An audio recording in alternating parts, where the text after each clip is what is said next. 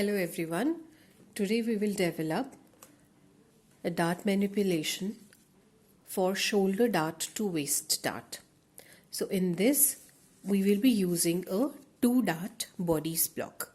A 2-dart bodies block is one which has darts at the shoulder and at the waist position. So it has 2 darts in it, that's why it's called as a 2-dart bodies block. So we will be using this bodies block to develop a pattern for shoulder dart shifting to waist position. So in the first step, we will be tracing the shoulder dart to waist by marking the slash lines at the waist position.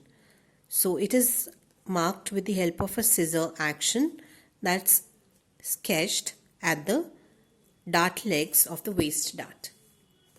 After marking this, in the first step, we just need to label it as center front, and do not forget to draw a grain line that's parallel to the center front. Label it as shoulder dart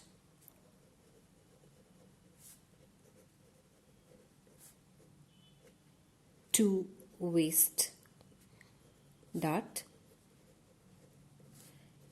Step 1. So this is our step 1, wherein we just need to take a 2-dart bodies block and mark the scissor action at the waist dart legs for shifting the shoulder dart to the waist position.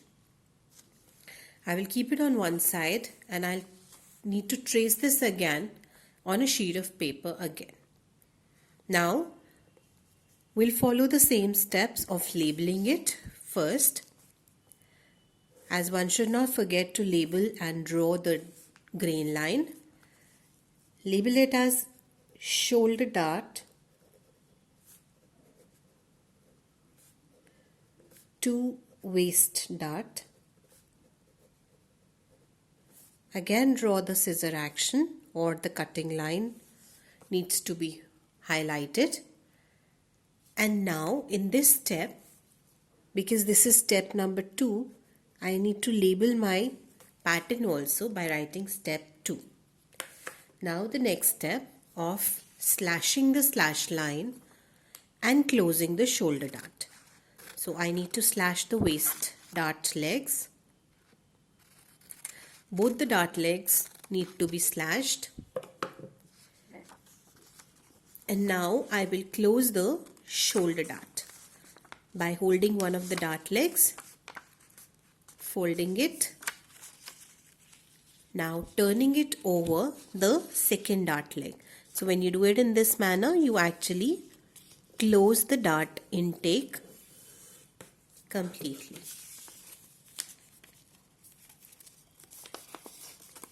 So this is how it is. This is step number 2, wherein we have slashed the dart in legs of the waist dart and closed the shoulder dart. Now trace this on a sheet of paper for step number 3. So I now need to simply trace the outline of this pattern. Mark the center.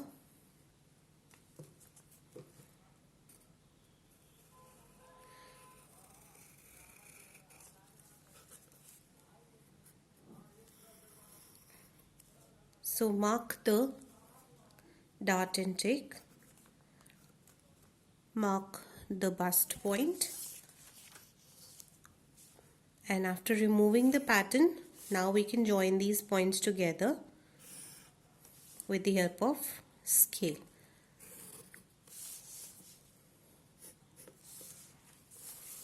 The shoulder needs to be made smooth.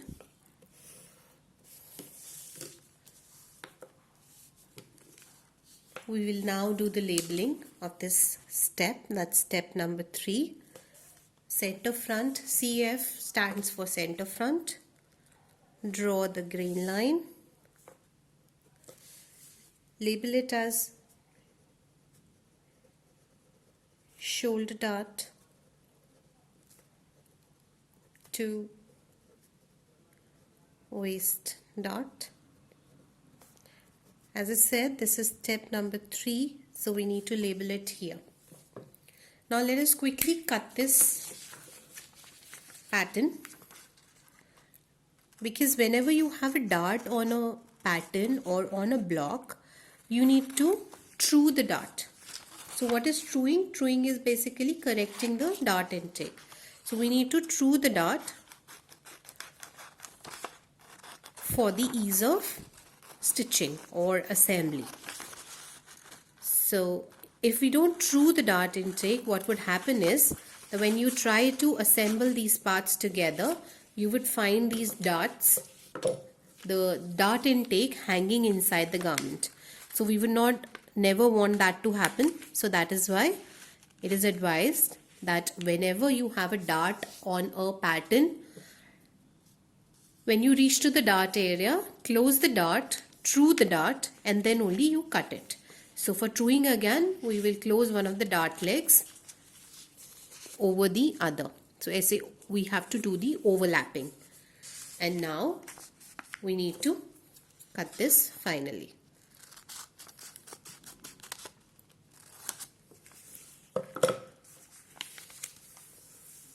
This is my step number 3. I'll show all the 3 steps to you. This is step 1 where we did the marking. Then we have step number 2 where we do the slashing and folding or closing of the dart. And step 3 where you have the final dart shifted to the new position. So if you compare the first and the third one, you'll be able to see that now the shoulder dart has been shifted. You don't have the shoulder dart in the final pattern. It has been shifted to the waist position. And the waist dart intake has now almost doubled. You can see here how much was the dart intake for the waist dart, and check out here how much is the dart intake here. So these are the 3 steps that need to be done one by one, and each pattern needs to be labeled correctly. Thank you.